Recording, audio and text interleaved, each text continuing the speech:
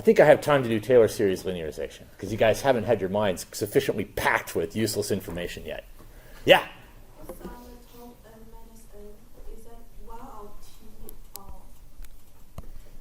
That's a 1. Thank you for questioning my poor writing skills.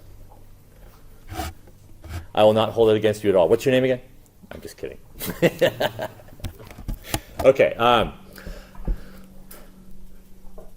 So I can keep going if you'll let me. Okay, I'm going to keep going then. Captive audience. No one's willing to say no. Okay, the next topic. And this one actually, unlike what I said previously, this one is actually useful.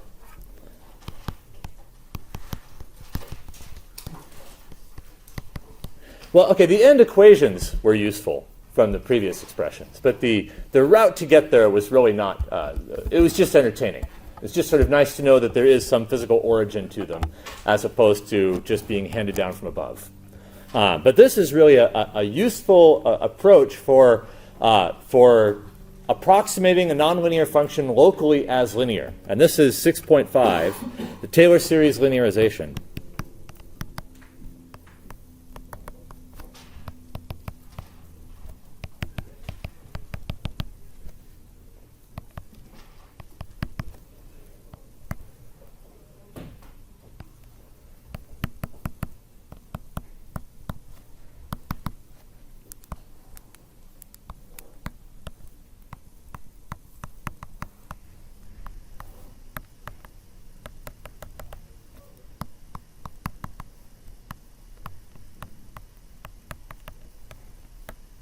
So let's assume we have some nonlinear function, nonlinear in the parameters,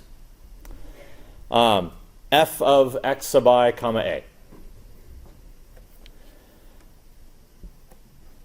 Let's do a Taylor series. Let's assuming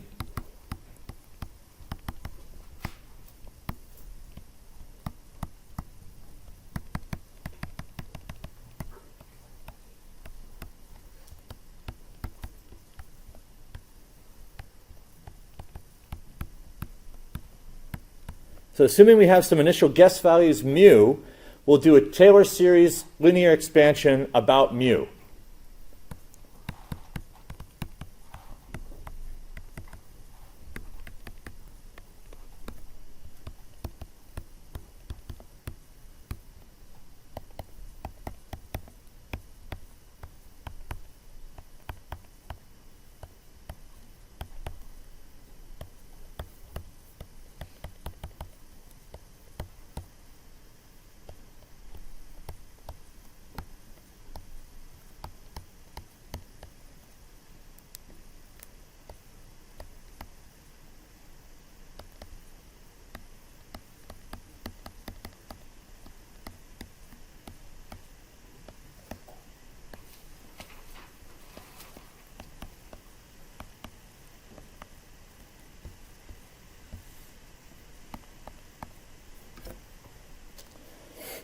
So Taylor series expansion, we're just going to keep the linear terms, but it's a multi-dimensional Taylor series linear expansion because it is a term for each parameter a in A. So what is this saying? I'm saying for y, I'm going to, if I'm expanding about the point mu in parameter space, right, this is the set of parameters, I'm going to start out by my value of the function at the position mu, and then I'm going to calculate the slope with respect to each of the individual terms. And that's going to be what the function is going to look like in the local region around mu.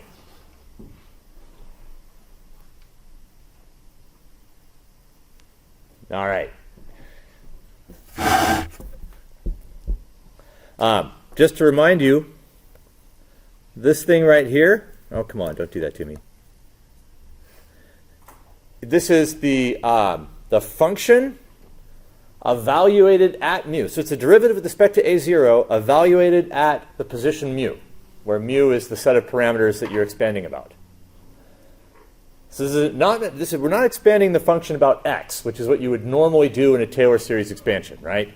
Take a function of x and expand around some position in x. No, no, no, no. We're doing something even more interesting. We're expanding about the parameters and asking what does y do with respect to the parameters locally. Is everyone still following this? Am I okay? No. Okay. Let's see. Maybe I can throw some words at it that might help. Go ahead. So is this kind of like if you're like in chi-square space, you're expanding about like the function? So going back to like the parabola, instead of it being xy space, it's parameter chi-square space. That's a great analogy.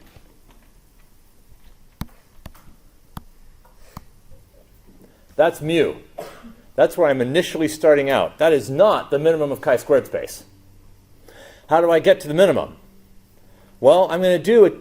This is chi-squared, basically, right? This is a1 and a0. And I'm asking, what's the derivative of chi? I'm going to ask, locally, what's the derivative of this chi-squared function with respect to a0 and a1? And it's going to give me a gradient. I'm going to march down the gradient effectively. And then really it's based on the curvature is what I'll be using instead of the gradient. But you get the idea. We're going to do a local approximation to that function with respect to parameter space in order to find and better approximate the minimum. Is this like the gradient way of finding it? No, actually this is not. Because what we'll find out is that this is based almost entirely on the curvature and the second derivative as opposed to the first derivative. When it comes right down to chi-squared space. Right now I'm doing a Taylor series linearization of the function itself with respect to the parameters. So it's a little weird. This is not chi-squared that I am approximating through a gradient. I'm not taking the derivative of chi-squared. I'm taking the derivative of f with respect to each of the coefficients. And we'll find that allows us to estimate what the new value should be for the mean. And it will do so based on an alpha inverse, which is related to the second derivative of chi-squared space. So that's where I'm sort of tying it back into second derivatives. Maybe if I just keep going, it'll make sense after the fact, but I'm afraid that if I don't, we'll run out of time. Wow, we're going to run out of time anyway, aren't we? 4 minutes. I'll just do it really fast. That way I'm sure it'll be a good idea. Okay, I'll see how far I can get in the next 4 minutes.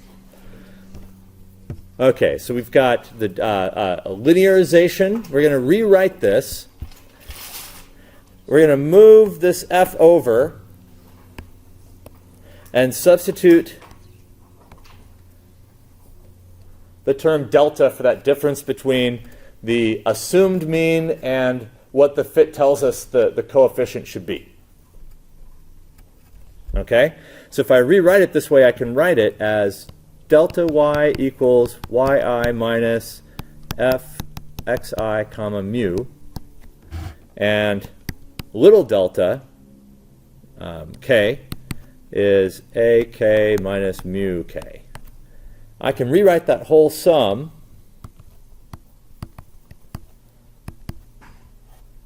it's now going to be a0 times, I'm going to write it this way,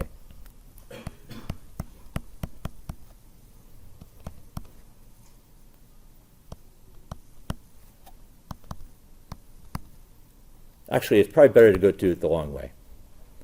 It's going to be a0. It's going to be delta 0, not a0. Delta 0 times del f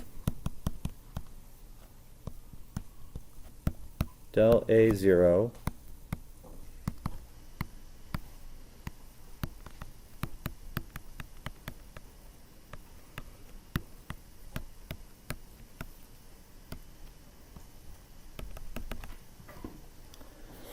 And now I'm going to rewrite this as delta 0 times phi 0 of x sub I plus delta 1 times phi 1 of x sub I plus dot, dot, dot. Because everything that derivative with respect to evaluated at mu is now just a function of x. I'm just going to call it phi.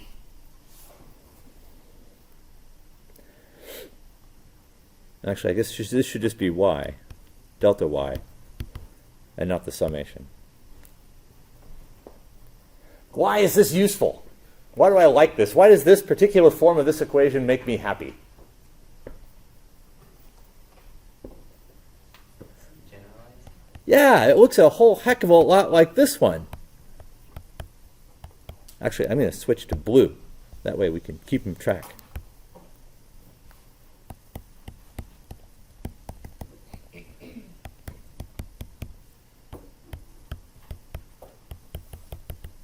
Wow, that's really bad writing.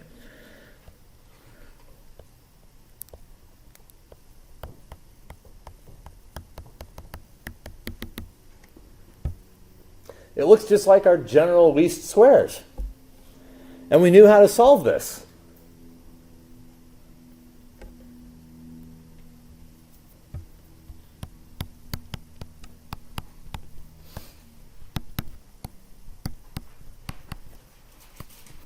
I'm going to actually put in delta here.